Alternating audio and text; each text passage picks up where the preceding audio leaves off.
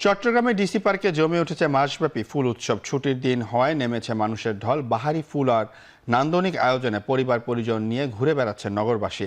বিস্তারিত জানাতে চট্টগ্রাম থেকে যুক্ত হচ্ছেন সহকর্মী শোয়েব রহমান। শোয়েব, ফুল উৎসবে কি ধরনের ফুল রয়েছে জানাবেন, আর মানুষের সমাগম কেমন দেখছেন?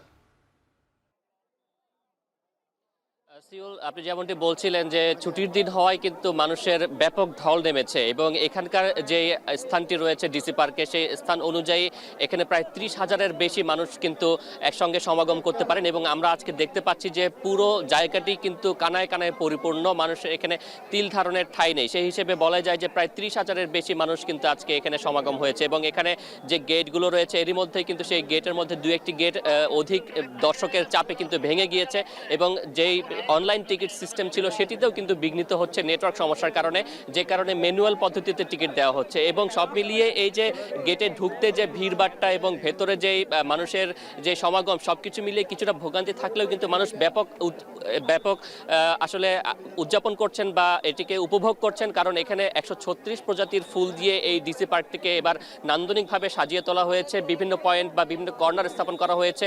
এখানে কবুতরের পার্ক করা হয়েছে। তেমনিভাবে শিশু কিশোর যারা রয়েছেন তাদের বিনোদনের জন্য কিন্তু এখানে নানান ধরনের রাইডের ব্যবস্থাও করা হয়েছে এবং একই সাথে খাবারের স্টল রয়েছে এবং একই সাথে কিন্তু এখানকার যে সাংস্কৃতিক অনুষ্ঠানের জন্য মঞ্চ স্থাপন করা হয়েছে, সেই মঞ্চে প্রতিদিনই চট্টগ্রামের যে উপজেলাগুলো রয়েছে বিভিন্ন উপজেলার শিল্পীরা এসে সেখানে কিন্তু পারফর্ম করছেন এবং আজকে রাউজান উপজেলার যারা শিল্পীরা রয়েছেন তারা কিন্তু এখানে তাদের যে সাংস্কৃতিক আয়োজন সেগুলো পরিবেশনা করছেন এবং মানুষ কিন্তু সব মিলে এক জায়গাতে নানান ধরনের আয়োজন পেয়ে তারা কিন্তু ব্যাপক উচ্ছ্বসিত। বিশেষ করে আমরা দেখেছি ছুটির দিন হওয়াতে পরিবার পরিজন নিয়ে আসা মানুষের সংখ্যাই কিন্তু বেশি। বিশেষ করে নগরীতে মানুষের ঘোরাফেরার জায়গা খুবই কম হওয়ার কারণে একটু নগর থেকে দূরে সাগরের কুল ঘেঁষে যে ডিসি পার্কটি নির্মিত হয়েছে সেখানে তারা পরিবার পরিজন নিয়ে আসছেন। একেবারে শিশু কিশোর থেকে শুরু করে বয়োবৃদ্ধ যারা রয়েছেন প্রত্যেকে কিন্তু আসছেন এবং প্রতিদিন আমরা এখানকার যারা দায়িত্ব পালন করছেন, ভলান্টিয়ার যারা রয়েছেন তাদের সাথে কথা বলে জানতে পেরেছি প্রতিদিন 10 থেকে 15,000 মানুষের সমাগম হলেও আজকে কিন্তু প্রায়